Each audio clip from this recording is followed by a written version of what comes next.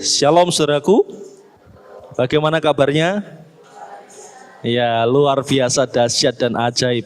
Ya saudaraku, perkataan kita ini adalah doa, amin.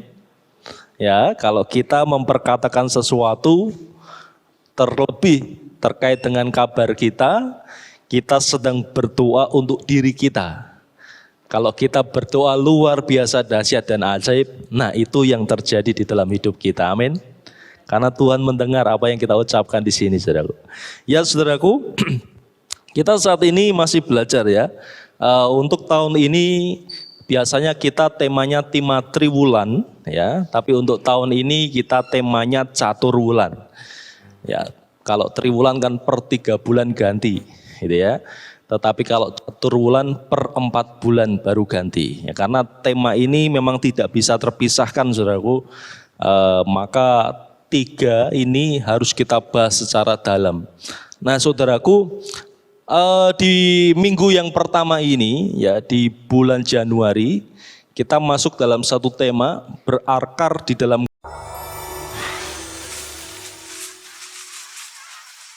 Kristus.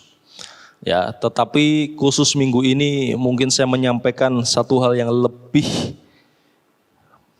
lebih dalam gitu ya. Bukan hanya berakar, tetapi apa saudaraku? Mengakar.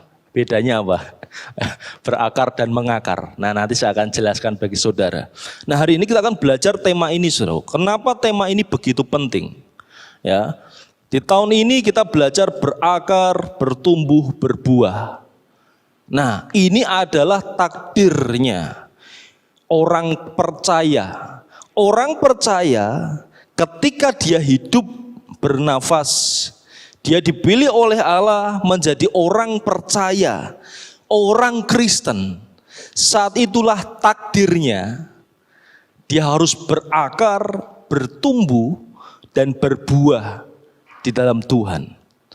Bagi dunia ini, ya, tahun kemarin kita bicara tentang terang, kita menjadi terang.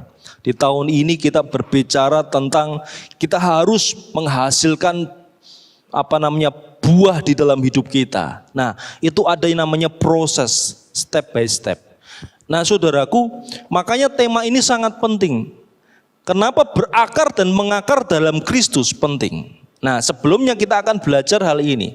Apa perbedaan berakar dan mengakar, saudara? Coba saudara lihat gambar ini. Kalau saudara lihat 2 gambar ini, mana yang berakar?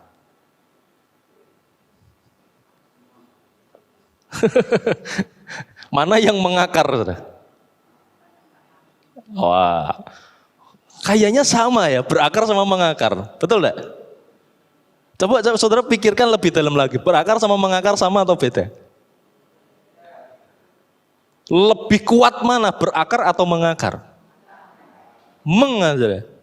Mengakar itu lebih kuat. Nah, kalau berakar itu hanya muncul akarnya saja, ya kan?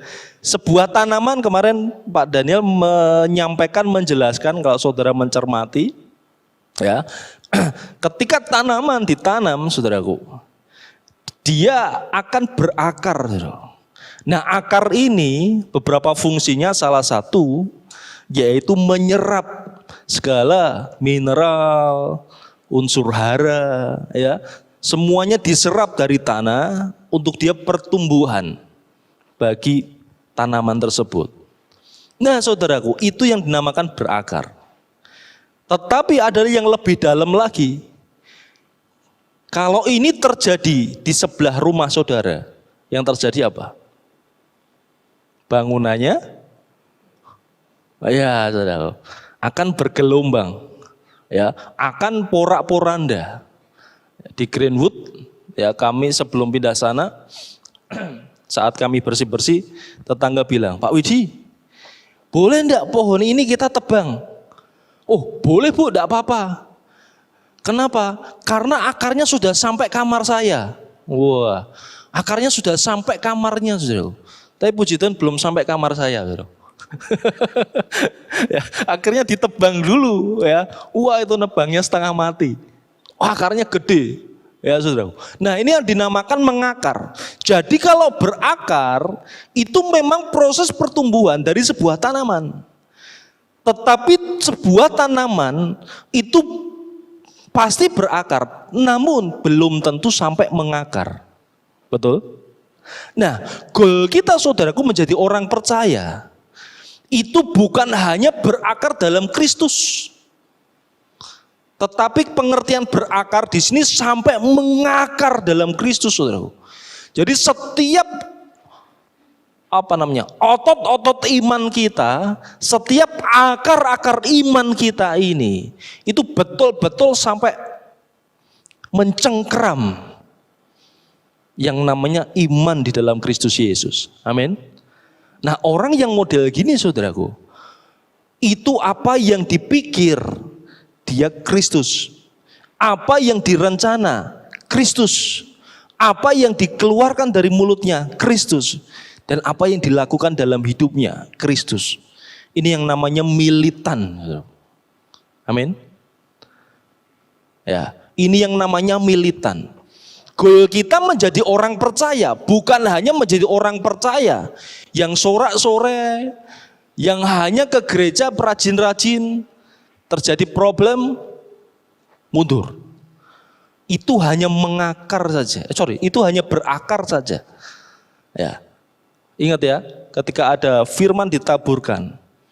Ya, satu curi. Ya, dia masih tabur pinggir jalan, dicuri burung. Enggak tumbuh.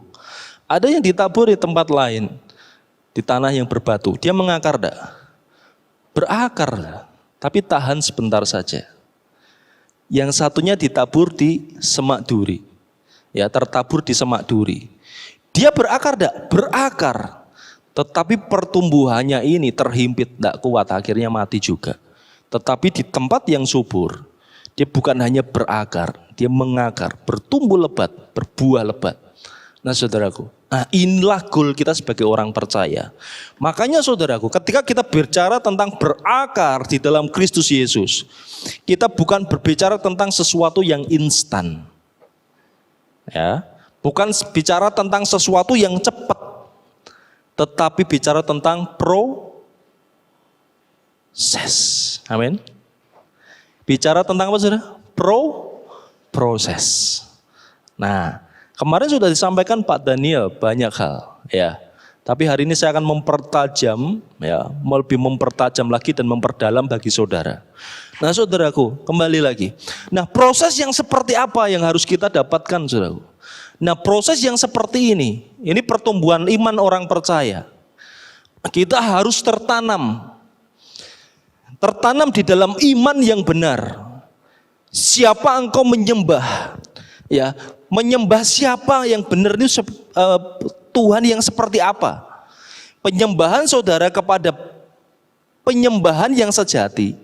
Ya, penyembahan kita kepada sesembahan yang sejati itu akan mengimpartasikan sesembahan itu di dalam hidup kita. Ya, tadi malam saya ngomong, kalau engkau sembah Tuhan, maka hidupmu seperti Tuhan. Tidak suka sama yang najis. Hidup kudus. Ya, hidup mengasihi. Tapi kalau engkau sembah uang itu kan naik turun nilainya kan saudara. Maka hidupmu ya naik turun seperti uang. Kalau engkau sembah setan, parah lagi. Hidupmu penuh dengan kebencian. Hidupmu penuh dengan keserakahan. Hidupmu penuh dengan hal-hal pemberontakan di hadapan Tuhan. Dimanapun pasti jadi pemberontak. Nah saudaraku, makanya saudaraku, siapa yang kita sembah itu menentukan diri kita. Nah ini bicara tentang tertanam saudaraku. Nah nanti di bulan-bulan selanjutnya saya akan berbicara. Ternyata tuh ada yang namanya tertanam di dalam iman, ada ternyata tertanam dalam kerohanian. Ya, ini berbeda. Nah, nanti di bulan selanjutnya saya akan menyampaikan tentang hal ini.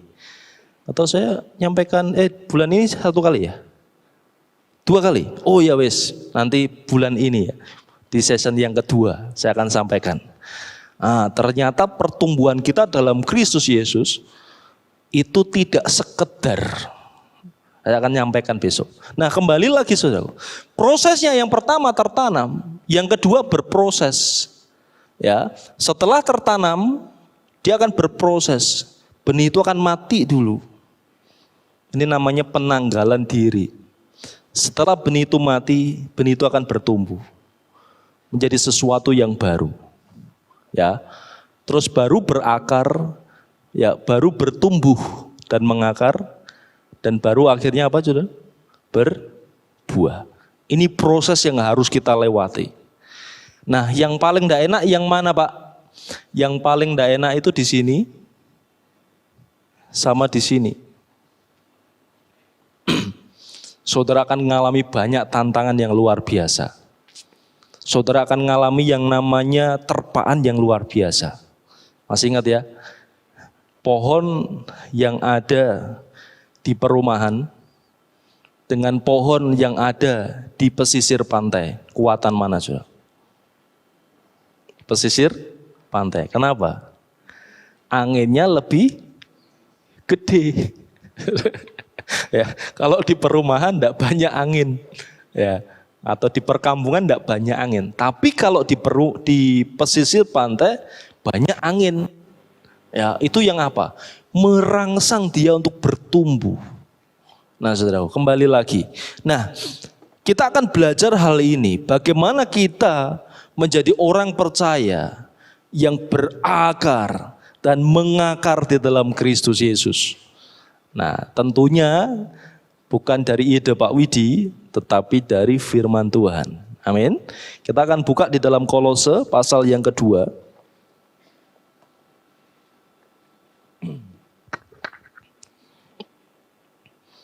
Kolose pasal yang kedua, ayat yang ke-6 dan yang ke-7, saudaraku. Sudah ketemu semua? Oh, saya ada di depan ada.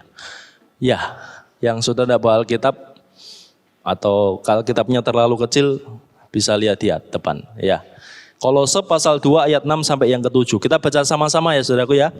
2, 3. Kamu telah menerima Kristus Yesus, Tuhan kita. Karena itu hendaklah hidupmu tetap di dalam Dia. Hendaklah kamu berakar di dalam Dia dan dibangun di atas Dia. Hendaklah kamu bertambah teguh dalam iman yang telah diajarkan kepadamu. Dan hendaklah hatimu melimpah dengan syukur. Setidaknya ada 5 poin yang harus kita punya ya di dalam ayat ini. Kemarin Pendeta Daniel menyampaikan tentang ini, ya, menyampaikan sebagian 3 poinnya.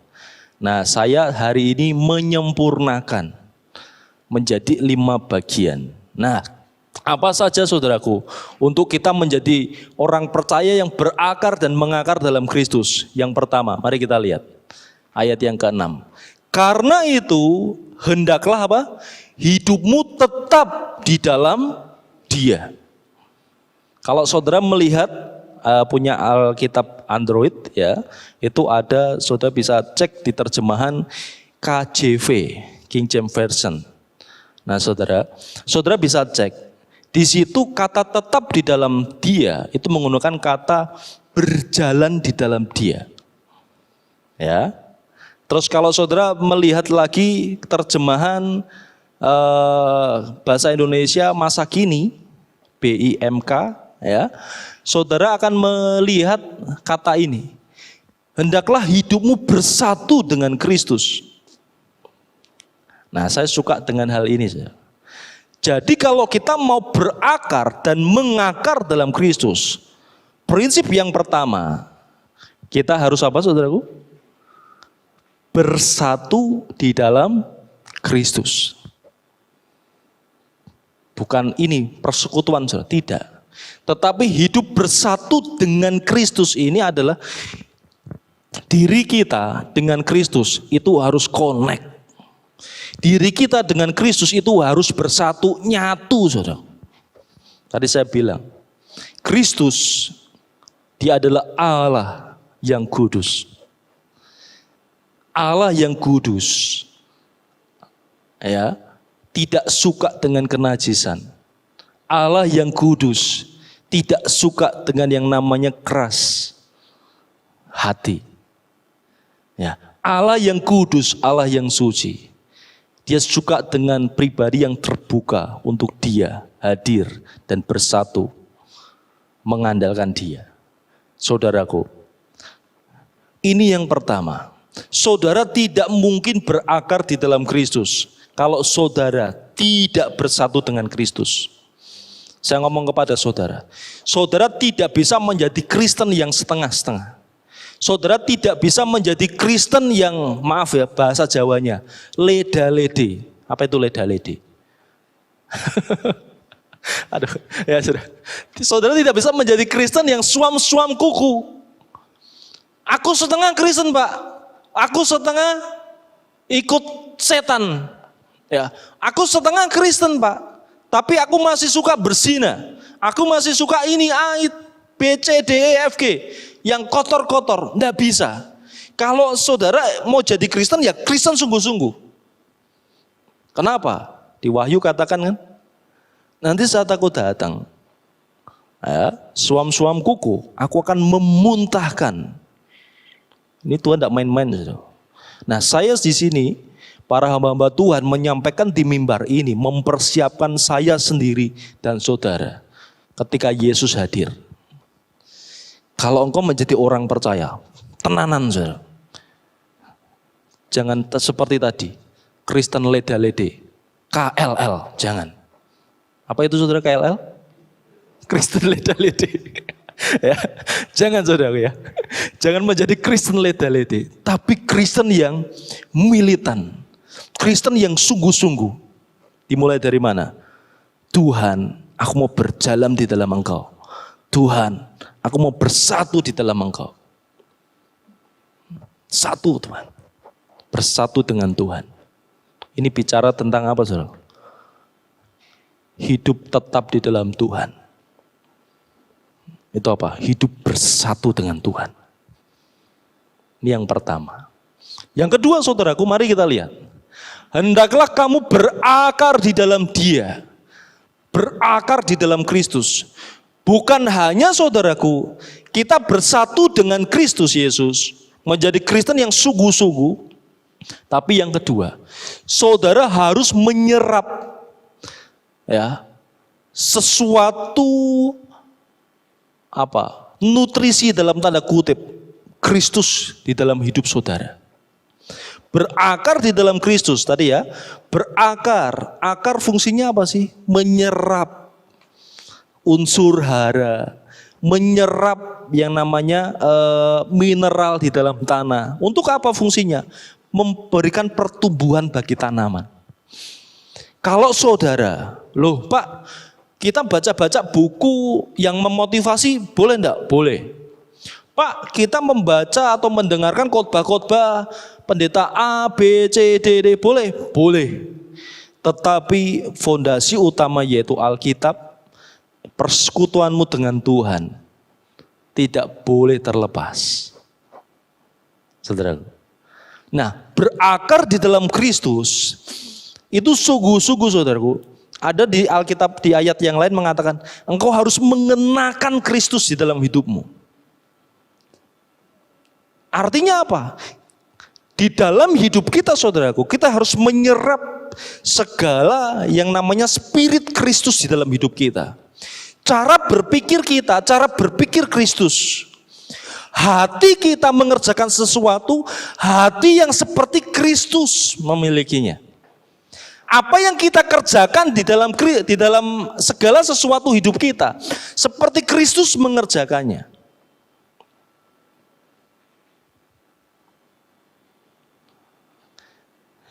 Hari-hari ini, puji Tuhan, ya, kami bisa memperbaiki rumah karena berkat Tuhan. Ya, ada seorang anak Tuhan yang terdorong Tuhan untuk memperbaiki. Ketika saya cek di rumah, itu kan ada tukang-tukang. Dia ngerti saya pendeta. Pak Widi, saya mau tanya Pak, boleh silahkan. Ya, Pak, eh, yang namanya Kristen itu bagaimana ya? Yang namanya Yesus itu seperti apa ya? Sedikitnya saya sudah 2 kali menginjili mereka. Jadi mereka duduk di bawah, saya di atas.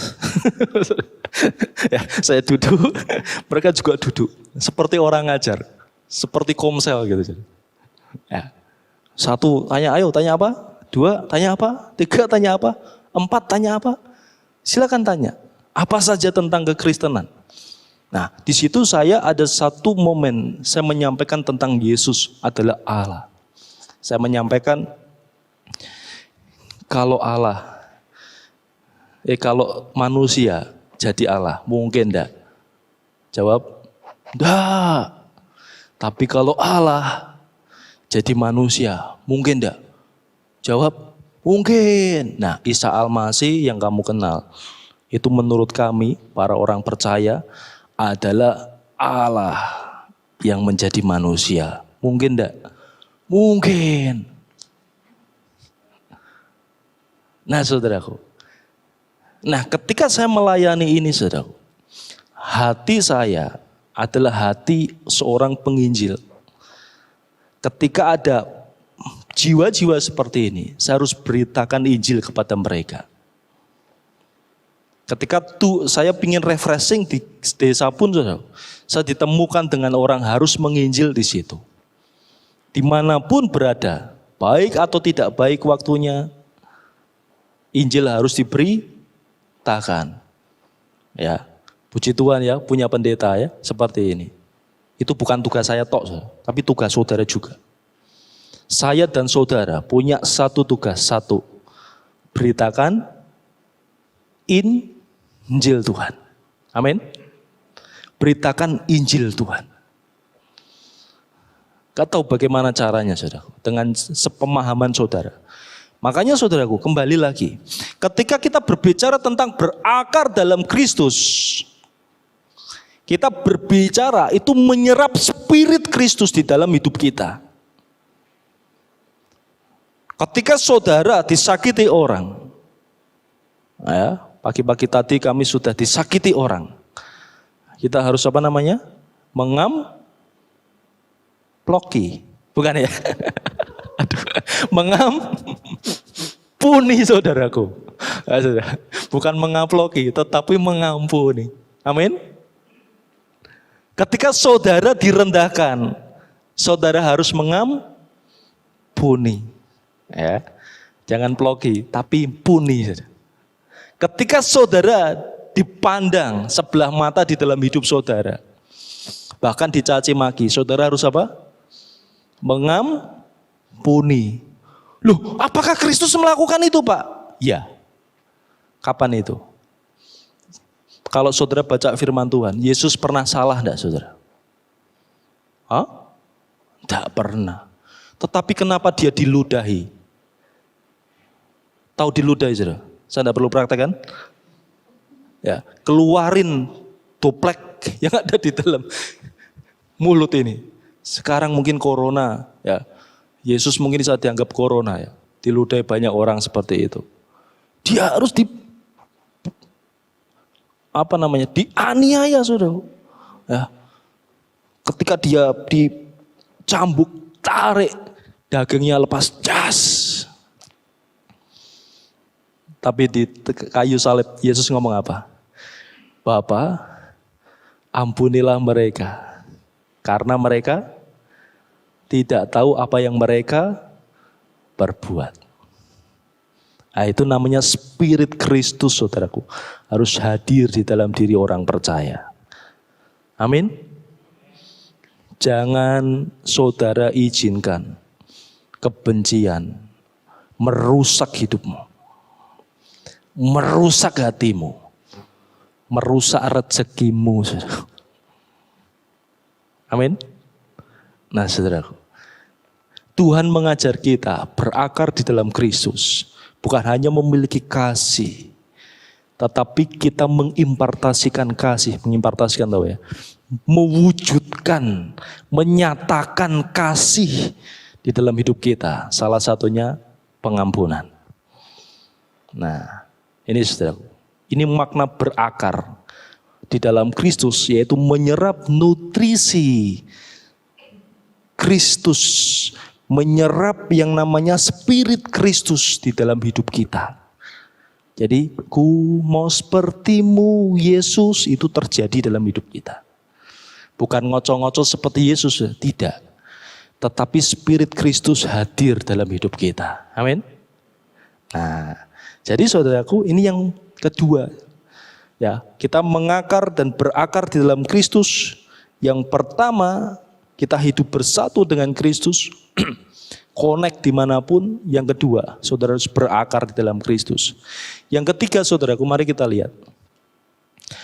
Firman Tuhan mengatakan di ayat yang ke-7b, hendaklah kita dibangun di atas Dia. Nah, arti dibangun di atas Dia itu apa? Yaitu membangun hidup dengan Kristus sebagai dasar. Artinya apa? Setiap apa yang kita kerjakan, saudaraku, semuanya harus berfondasikan, harus berdasar dari prinsip-prinsip dari spirit-spirit Kristus di dalam hidup kita. Prinsip Kristus yang terbesar itu apa, saudara? Kasih. Kalau saudara memimpin orang, pimpin dengan kasih. Kalau saudara mengerjakan usaha, kerjakan dengan kasih. Hari-hari ini ada satu hal di TV, di berita ya, tentang ini, saudara. Ini biasanya mainannya ibu-ibu, yaitu cabai semprot. Ya, saudara. Saudara sudah tahu? Ya, cabai warna hijau, saudara, disemprot jadi orange gitu. Ya, kapan hari satu pelakunya tertangkap agar harganya lebih tinggi, saudara. Nah, orang yang nyemprot itu dan menjual itu punya kasih enggak? Mungkin punya kasih buat keluarganya. Tapi buat manusia dia punya kasih enggak? Enggak. Yang penting apa, saudara? Sarangeonya. Yang penting apa? Duitnya, ya kan? Yang penting duitnya. Ya. Tapi karena duit ini, karena duit ini dia memeliarkan hatinya. Biar orang lain sakit. Orang makan cat kan sakit tuh, ya, jadi kanker, jadi macam-macam. Nah, saudara, makanya kalau saudara makan gorengan gitu, hati-hati. Ini gorengan semprot atau tidak? Ya, cek dulu. Ya. Nah, makanya saudaraku, ini yang ketiga, ya. Berakar dalam Kristus bukan hanya kita bersatu dengan Dia, bukan hanya berakar, ya, menyerap Spirit Kristus dalam hidup kita. Yang ketiga, segala sesuatu kita harus mendasarinya di dalam prinsip Kristus. Ini yang keempat, saudaraku, ya. Bagaimana kita dapat berakar dan mengakar dalam Kristus? Firman Tuhan di ayat yang ke-7b dari Kolose pasal 2 mengatakan, ke-7c, hendaklah kamu bertambah teguh dalam iman yang telah diajarkan kepadamu. Ya, ini semakin percaya pada Kristus melalui pengajaran iman. Saudara ketika dengar firman, dengar sungguh-sungguh. Kalau mulai ngantuk, bilang sama istri, cubitlah aku akan menerima dengan sepenuh hati. Ketika firman Tuhan aja tapi ya. Ya. Ya, saudara. Ya, itu wajar lah ya, manusiawi ngantuk boleh lah. Ya. Tetapi saudara harus dengar firman sungguh-sungguh. Di PRBK, saudaraku, di remaja, makanya saya mengajak saudara yang punya remaja, pemuda, doronglah untuk datang ke persekutuan. Di tahun ini saya mengambil kebijakan untuk tentang pengajaran, biasanya kan berbicara tentang etika hidup, motivasi hidup, ya, untuk meruncingkan bagaimana hidup sebagai PRBK Kristen itu seperti apa. Nah, di tahun ini saya mengambil satu kebijakan, setiap minggu pertama saya akan khotbah doktrin, khotbah pengajaran. Hari-hari ini pengajaran ngeri sekali, porak-poranda sekali. Bicara tentang Kristus, ya Kristusnya seperti apa. Bicara tentang Roh Kudus, ya Roh Kudusnya nggak tahu morat-marit seperti apa. Ya, saya tidak mau anak-anak muda di tempat ini nanti menjadi orang-orang Kristen, bahkan menjadi pemimpin-pemimpin gereja yang tidak sungguh-sungguh berakar di dalam ajaran yang benar. Makanya saya bersama tim leader di PRBK, ya harus ada 1 minggu untuk bahas tentang doktrin. Ya, bahas misal tentang Allah. Allah itu seperti apa? Besok bahas tentang Tritunggal seperti apa? Ya, agar apa? Agar kita mengerti lebih detail, lebih dalam. Ya, saudaraku ya. Nah, pengajaran yang benar ini, saudaraku, itu akan menentukan paradigma saudara. Saya pernah menyampaikan ini ya. Apa yang saudara dengar, itu akan menentukan cara berpikir saudara. Cara berpikir saudara akan menentukan tindakan saudara. Dan tindakan saudara akan menentukan diperkenan atau tidak oleh Tuhan. Misal contoh sederhana. Kita punya pemain keyboard baru tadi ya. Ya, main musik nih. Melayani Tuhan. Ya. Kalau sudah awal diajar, layani Tuhan sungguh-sungguh. Hormati Tuhan dengan pelayananmu. Ketika orang ini saudaraku sudah diajar, dia memiliki satu paradigma atau konsep berpikir, oh iya ya, ketika aku layani Tuhan, bukan untuk perform, bukan untuk kemaki, ya toh, bukan untuk menonjolkan diri, tapi aku apa? Aku sedang memberikan sesuatu kepada Tuhan. Itu paradigma yang benar. Makanya melayani Tuhan itu tidak boleh main-main. Ya, saudara main di kafe, ya saya pemain musik tuh. Ya, main di kafe, main di festival, saudara bisa macam-macam. Tapi ketika main di gereja, Tuhan, aku tunduk. Aku layani Engkau sungguh-sungguh. Kau sombong melayani Tuhan. Ini saya pemain musik, saudara. Ketika saya sombong melayani Tuhan, setiap nada saya tidak ada pengurapan. Setiap iringan saya tidak ada pengurapan. Tapi ketika saya hormati Tuhan, Tuhan percayakan pengurapan, maka umat Tuhan bisa merasakan apa yang namanya nada surgawi. Amin. Nah itu dari konteks saya, karena saya pemain musik dulu. Sampai sekarang ya. Nah saudaraku. Nah, pengajaran itu akan menentukan paradigma kita, cara berpikir kita. Ya, di sini diajari, keluarga yang berkenan di hadapan Tuhan tidak boleh berzina. Keluarga yang berkenan di hadapan Tuhan harus hormati suami dan kasih istri dengan sungguh-sungguh. Seperti Kristus mengasihi umatnya. Wah, di sini sudah diajar dengan benar. Paradigma, oh iya ya, istri harus dikasih sungguh-sungguh. Berarti tidak boleh tadi kaplok tadi. Ya, bukan dikaplok ya, tapi harus diampuni, gitu kan? Ya. Tidak boleh, berarti istri harus dijaga hatinya. Ya, apalagi firman Tuhan katakan, kalau kita tidak hormati istri, doamu tidak didengar sama Tuhan. Nah, istri, kai. Ya, 1-0. Ya, ya, bener loh, jadi itu ada ayatnya loh. Nanti saudara cek aja deh. Ya, kalau kita tidak hormati istri, kita doa sama Tuhan gitu.